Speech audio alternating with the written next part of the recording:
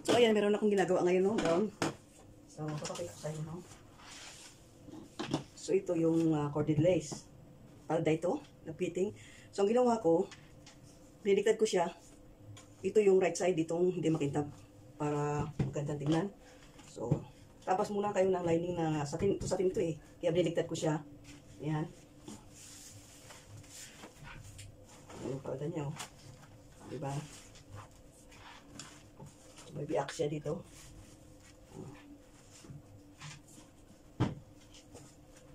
Ayan siya. Ayan yung wrap. Ayan.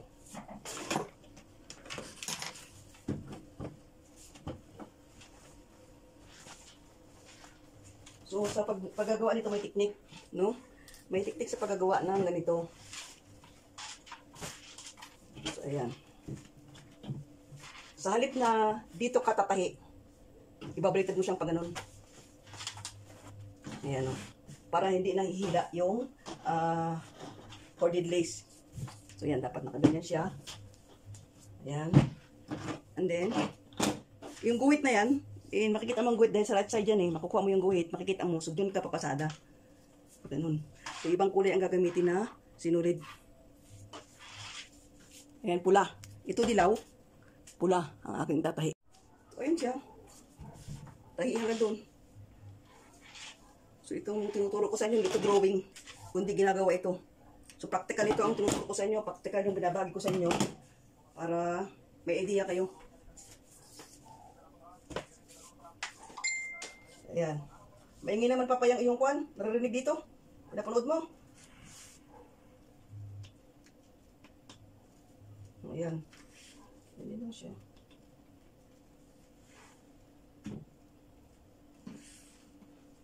May sirap pa dito. So, ayan. So, yan. After nyan, ito yung lining. Tinastas ko siya, pinalansya, at din papat ko siya dyan. Yan ang paggagawa.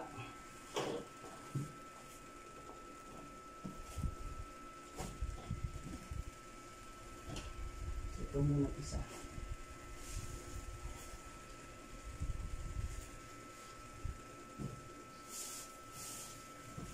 Panoorin niyo magaling para pagka kayo gumawa ng gown. Ang paggawa ng gown di basta-basta lang. So, kailangan fit siya sa katawan. So, ayan siya. Ito yung lining. So, ayan siya. Magkasinlaki sila. No, magkasinlaki. Diba?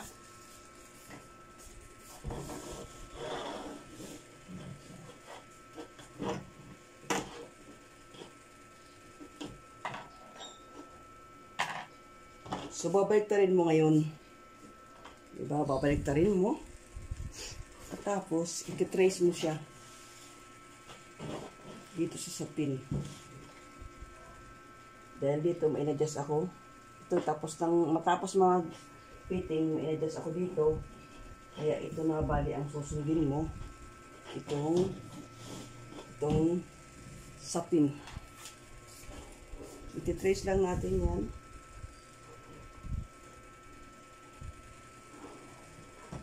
So, yan, may pagpagan ako.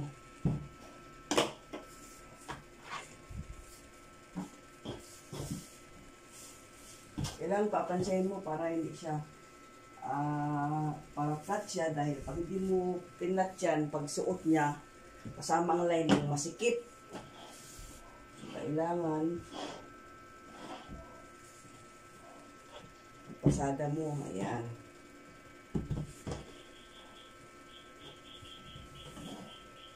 Yan, ang buti.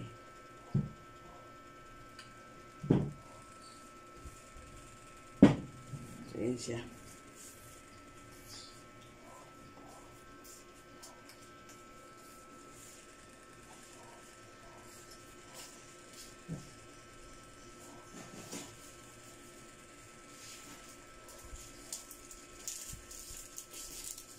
Iti-trace natin ngayon sa ibang kulay. So, ang kulay niyan ay blue. So, dito naman tayo sa Ito yun, oh. Ito yung ginagamit ko. Ayan. So, ito talaga, pinapakita ko sa inyo kung paano ko ginagawa. Hindi ito yung drawing lang na gugupit-gupitin mo. Tapos, palda na yung papel. Ito, napakita ko sa inyo mismo yung tela.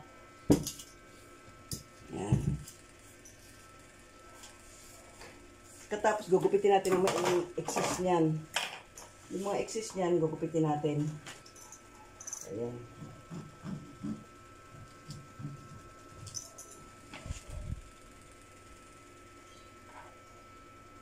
Ito para dito.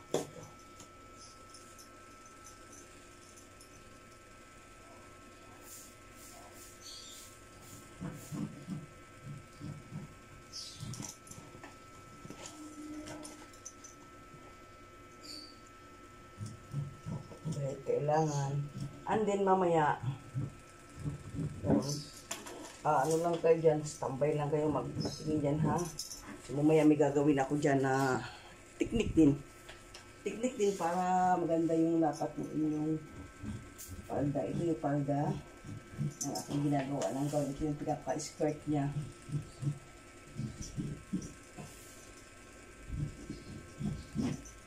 Pati lahat dito, bubuhitan mo yan. Yan. Hindi maligaw.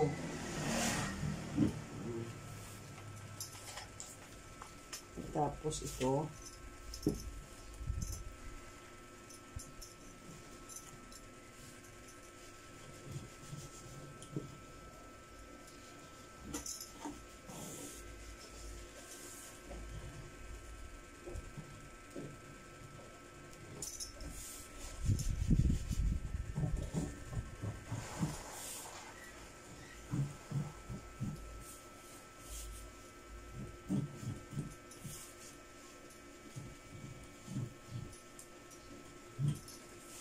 And din dito sa baywang. Mahalaga itong sa baywang. Sa waist niya.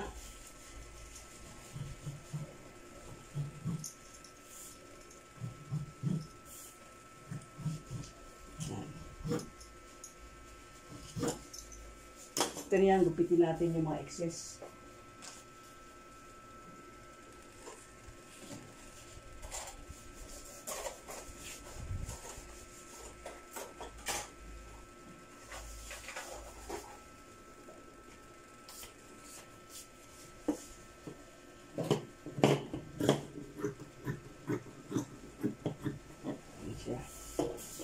Dito sa baywang. Pitin mo rin siya dahil kailangan walang labis dyan.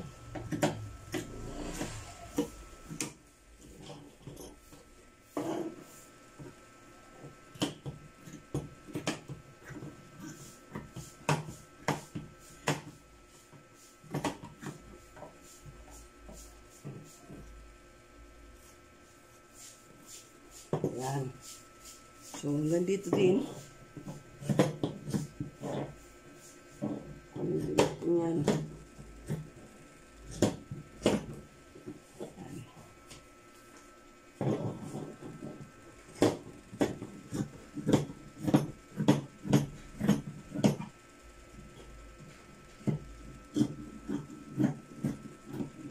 Ayan. At saka dito din. Kailangan magkapareho sila ng lining. Dahil mamaya may gagawin tayo dyan.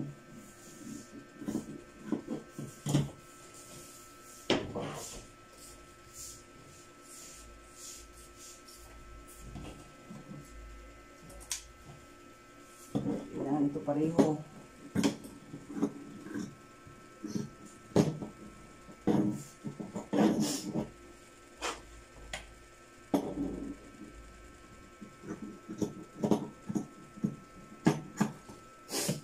Yan. So, pareho na sila. After nyan, para hindi lumabas yung ano doon, ito hindi lumabas. Yan. Bawasan mo konti. Mga 1 half 1/8. Yan, 1/8. Bawasan mo ng 1/8 ito, para kapag binuo mo siya dito, ginanyan mo sa lining, hindi siya lalabas itong lining. So, dito ka magbabawas. Yan. Bawasan mo ng 1/8.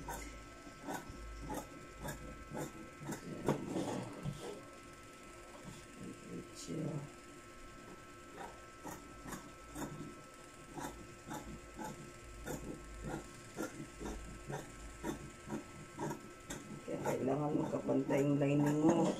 Dahil kapag binawasan mo yan, hindi siya yan.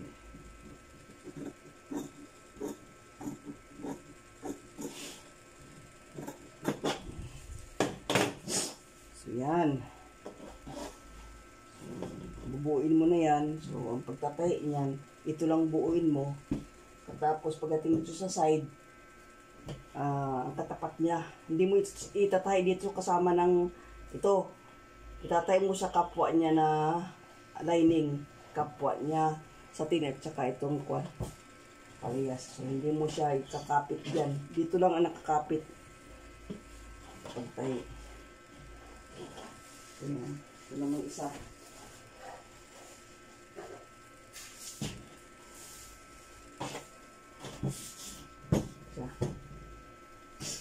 So, yung tela niya kulang. So, tatagpian natin yan. Tatagpian. So, gaganyan mo siya. And then,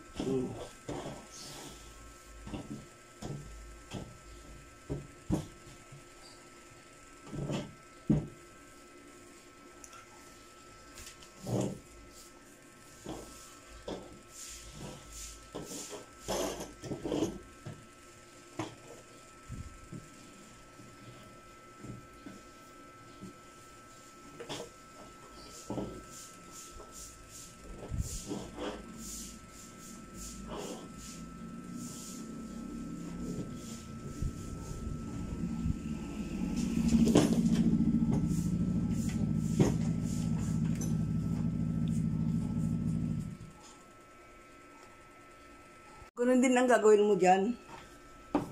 I-trace mo muna yan sa ibang kulay dahil ito'y green. So, mag-ibag ang kulay para accurate siya. Tapos, ganito din ang gagawin mo sa likod. Isa-isa ha, sa likod, isa-isa.